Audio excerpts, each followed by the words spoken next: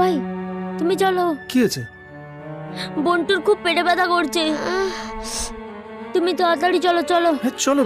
কি হলো আবার? জানি না।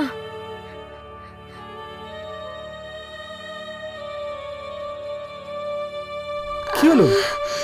রাই ব্যথা করছে খুব? জল খেয়েছো? জল দিয়েছো একটু? একটু খাও তো, খাও। না না একটু জল খাও।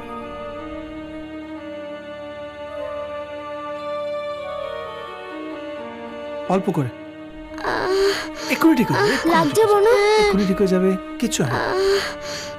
ঠিক হয়ে যাবে। ছি ছি ছি ছি ছি ছি। এক মিনিট, একটু দাঁড়া তো।